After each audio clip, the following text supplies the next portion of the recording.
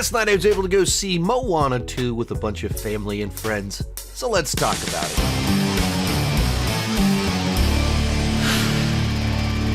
Hi, my name is Sean, and I love to talk about movies and TV way too much. With that in mind, go ahead and join me down below in the comments section. Let me know what's your excitement level for Moana 2. If you've seen it, what did you think about it? And give me that point of reference. What did you think about the original Moana? As for me, I'm someone that's never been quite as high on the original Moana as a lot of other people. No hate, no big criticisms, just I connect more with movies like Tangled, Wreck-It Ralph, Frozen, and Encanto a lot more, and I enjoy the songs in those movies quite a bit more. Even Wreck-It Ralph that isn't a musical has a number of songs in it that I really enjoy. So I went into this movie with fairly modest expectations, just wanting another fun adventure out at sea. And as I mentioned at the beginning, I was able to bring my kids with me to the movie. At the end of this, I'll be sharing their kind of full thoughts, what they had to say about the movie, because they chatted quite a bit about this one. With that said, let's get started with the review, and the word that keeps coming to mind with this film is safe. Safe doesn't mean bad. Safe means safe. So it avoids doing anything too risky that could embarrass the film, so there's no gigantic missteps here. It provides all of the things that you want from a Moana film, and so it's a very enjoyable Moana experience with adventure, with songs, with humor, with lore, all the things that are supposed to be there. You get all of them. But it also doesn't take any risks that would potentially make it able to stand out and do something distinct, refreshing, different. So it's a safe film. As I sat down to record this review, I actually used my normal structure about the good and the bad, and I couldn't do it. I had to start over filming this review because it's all kind of in the mixed category. The choices that they made in regards to how kind of conservative they went with the ambitions for the film protect it from going bad, and they stop it from going great. It's right there in the middle. Choices that they made over the new characters that they add some fun into it, but they also spread things a little bit thin. And that's kind of the way the whole movie felt, that it's all a little bit in the mixed category. There's nothing so good that it needed its own good category. There's nothing so bad that it needed its own bad category. It's all right there in that safe middle. It's a movie that tried to be a double or a single, and that's what it is. It never really swang for the fences, and so you don't get the strikeouts, and you don't get the rewards. You don't get the home run, you don't get the grand slam, but it consistently gets on base. So it's going to walk through the different elements in here. One of the biggest things just working for the movie is that it's fun to be off on another adventure out to sea with these characters. So often that's what you want from a sequel. The first movie creates a world, a genre of sorts, and a set of characters that you just enjoy the vibe there. Your humor, their banter, the antics that they get into, and you want another one of those. And this movie provides another one of those in a way that feels satisfying and like it fits with the previous film and expands on what worked in the previous film. So in that sense, it's got a classic sequel in that regards. One of the big things here is it adds a whole bunch of new side characters into the mix. And each and every one of them I thought were fun. They were enjoyable in their own way and added either a unique dynamic or a distinct type of humor with whatever they did on this quest that they're on out to sea. And so none of the individual new characters did I have any issues with, but they added to the ship. There's twice as many people on there. And it's not as if when you move into the third act, we needed all of them and it really becomes an ensemble film. By the time you get to the end of the movie, it's a Moana Maui movie. It's back to the first one with just some other people back on the ship a little bit. I suspect what happened here is that this is kind of a carryover from when this was a TV show. If you don't know, this was being developed it was announced and developed as a TV show, and then just about a year ago, after Wish kind of bombed and didn't get great buzz, suddenly, surprise, Moana 2 is coming out in a year, and they converted the TV show into a movie. And with television, because you have so much more of a runtime, you add in a lot more side characters and subplots. So you might have a fairly simple main plot that could be a movie, but you have all these extra characters and stuff to kind of populate it because you just have more time and there's more things you can do. So with this movie, it feels a little bit like you had some of these extra characters carrying over because they fell in love with them while they were developing them for a TV show, which would have more runtime. And then they just feel like they don't serve a specific purpose in the movie. They're just taking up space on our raft that's out to sea. So all those kids that I went to go see this movie with last night spent the night at my house, and they're out in the hallway yelling and shouting. You probably could have heard it on the recording just a second ago. But speaking of little kids, like they add in Moana's baby sister is kind of prominent in the trailers. And in the movie, she's super adorable. She gets some of the best laughs. And even watching the movie, I kept looking over at Charis because I knew Charis would love her. She had a big grin on her face just watching the little sister. But it's not like she has anything really to do with the plot, because it's not like you can take a little toddler out with you out to sea to go save the world. And it's that sort of thing. You like the character, but you're not quite sure why they're in the movie other than to have just a little bit more cuteness. And when you're adding in like a prominent sister character, but not actually prominent to the plot, it's just kind of a strange choice. Today's video is sponsored by Uncommon Goods. Spark something uncommon this holiday with just the right gift from Uncommon Goods. The busy holiday season is here. We've already decorated my house. That means it's time to start Christmas shopping. Uncommon Goods makes it less stressful with incredible hand-picked gifts for everyone on your list, all in one spot. Gifts that spark joy, wonder, delight, and that it's exactly what I wanted feeling. And for myself, I got this scratch off movie poster with the greatest sci-fi movies of all time. We can go ahead and scratch off Alien and Blade Runner, and it's packed with movies I haven't seen yet. Uncommon Goods looks for products that are high quality, unique, and often handmade or made in the US.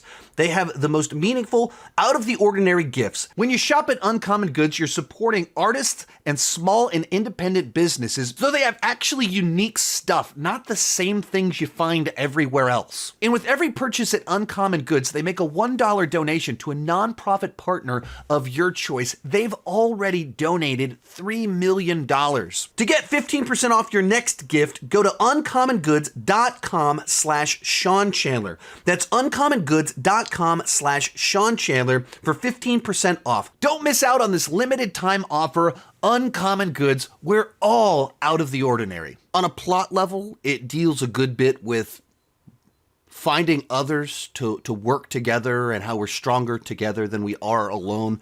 Perhaps some of that is why they wanted to have more people on the ship, because it ties into some of those kind of bigger themes, though I don't think the movie doesn't really communicate it that way at all. And this kind of sets up the quest that we're on to try and save the day. And on the one hand, it tries to build this sense of epicness, the threat. If we can't learn to work together, if we can't overcome this together, then there will be dire consequences. But it also doesn't fully earn that. It's not clear what that threat is. It just kind of says, if we can't do this, it'll be really bad. Just says that. It doesn't look, why would it be really bad? What's going to happen here? So it feels like it doesn't fully earn the epicness or the stakes that push us off on our dangerous adventure. So it kind of, once again, it's that mixed of, it has this sense of importance, but it doesn't fully earn the sense of importance. And when you move to the end of the movie, it kind of swells the emotions, and you're like, oh, that's okay. Yeah, that's nice. We overcame obstacles and some things came to, this worked out, and okay, wow. But at the same time, you're like, but you didn't fully earn this. You didn't explain why this matters or where all of this is coming from. It just kind of throws you into that adventure. And so it kind of has the moments that you want, but they don't feel earned. Once again, I wonder how much of that is from the conversion from TV show into movie, whether that they had to trim some subplots or some exposition explaining all of what was going on that might have enhanced some of this, or how much of it is they went, now that this is no longer just kind of a light, breezy TV show that's a little bit episodic that wants to have a quest for all of it, but we want it to feel big and epic like a movie. We want it to feel bigger than the first movie. So you start trying to add in stakes in a scope and size to things that your narrative wasn't necessarily designed to have. I'm not really sure, but it has that feeling where there's a little bit of a disconnect between what it's trying to make you feel as opposed to what they've actually set up. Of course, you have to talk about the songs here. And this is where I'd probably kind of have something a little bit more overt bad. It's not that the songs were bad, they're just not remarkable. They don't stand out at all, at least on 2 listenings. Seeing the movie and then listening to the soundtrack on the car ride home, there wasn't the one that really popped for me at all. Where I think there's at least 3 really distinct songs from the first film, and that's me saying that as someone that does not think the songs in Moana are as strong as the songs in Encanto or the Frozen movies. And still, there's 3 really obvious, 4 really obvious, really good songs in there that stand out. I didn't think that any of the songs in this movie stood out like that. And that's really disappointing that there's not even that one that you're like, oh man, that's the song. And maybe with time we'll figure out what that one is. But just Encanto, all of these other movies have had songs that have popped, stood out more than this film. That's very disappointing. Now on something that's just a pure positive, the movie looks gorgeous. Disney animated films are so advanced by this point in time that they've made so many of these films and built the technology out that there's just constantly shots in this movie that continue to amaze me all of these years after they already just wowed me with what they were able to do. But just even the opening shot where there's a couple of shells on a beach, and just looking at it was so fascinating because there's so much depth and texture. They look so real while still looking animated. A lot of this review, maybe, I don't know if it's how it's perceived to other people, maybe leaning a little bit more negative than I actually mean it to, because I think it's in my mind, distinctly a mixed positive film. That it's definitely on the positive side, but it's mixed.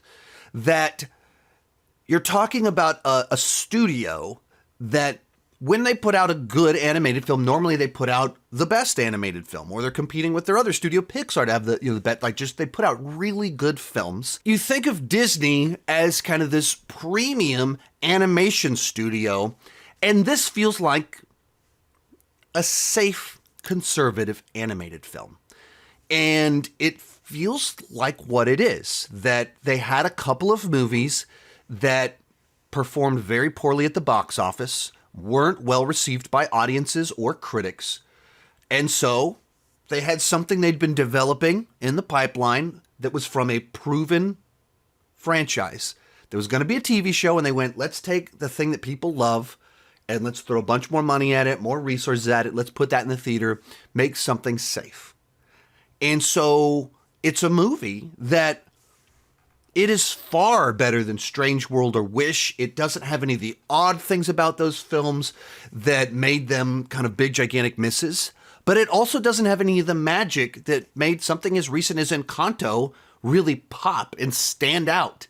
And it certainly doesn't have the magic of a Frozen or the first Moana. It's kind of right there in the middle. They played it safe, and they made a movie that doesn't make any big, gigantic mistakes, but it also doesn't do anything to really pop or stand out or leave its mark. And I guess I would say that when we're in an era where DreamWorks is putting out some really good sequels, original films, adaptations of Wild Robot, Puss in Boots, where Across the Spider-Verse is just so groundbreaking in its storytelling and animation style. And then you have the Lord and Miller production company putting out these just such vibrant, exciting, interesting animated movies.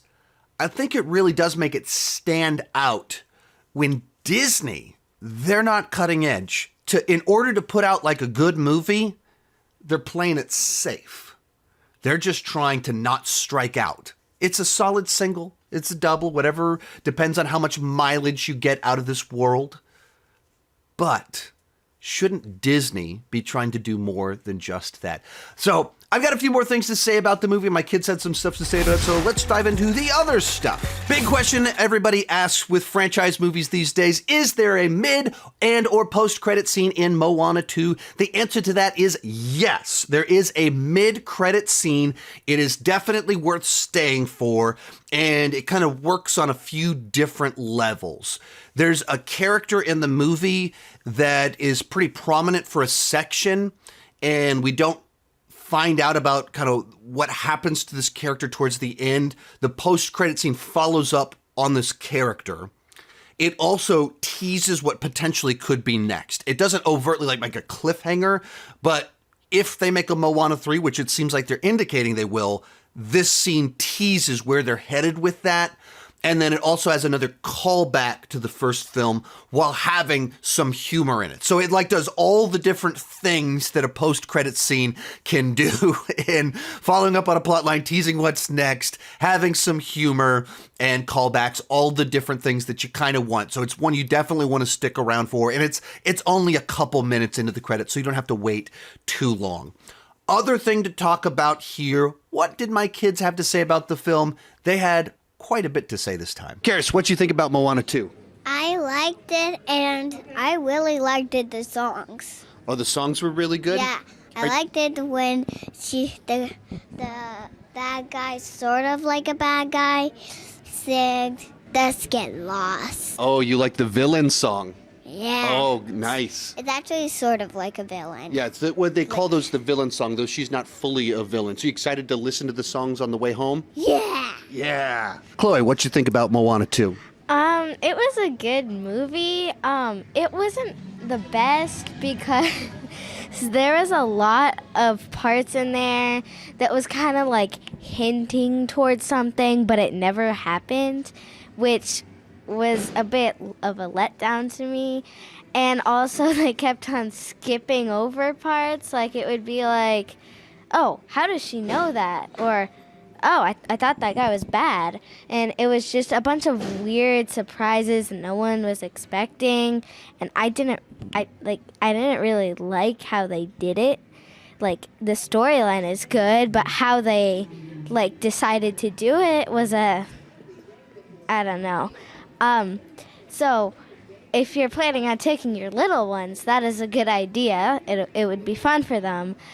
But I personally thought it was a movie that was out there, nothing that stood out, and nothing I would like really excited to want to watch again. So while we're talking, we're mildly distracted. If you want to move the camera down, there are two children crawling around in a circle making noises, so that makes it a little bit difficult to focus. Disney has made better animated films, and they've made far worse films even in the last couple of years. All right, we probably should get going. Real quick, before I give you my final thoughts on the film, be sure to join me down below in the comment section. Let me know, what did you think about the movie? Also, be sure to come back this weekend. I've got more Disney coverage coming. One of them is going to be a tier ranking of the modern Disney animated films, the ones from like the last, 18 years or so, the revival, post-revival, whatever you want to call this era of films. And then also I'm going to be doing a bracket showdown between Pixar and Disney Animation with kind of their 8 best films. I'll be throwing polls all over my community tab over the next 5 days, so you're a part of choosing the winner on this one. Be on the lookout for the polls, the videos, all that fun stuff. I'm excited to be talking Disney for the next week. This is a movie that plays it safe. There's no strikeouts, there's no home runs.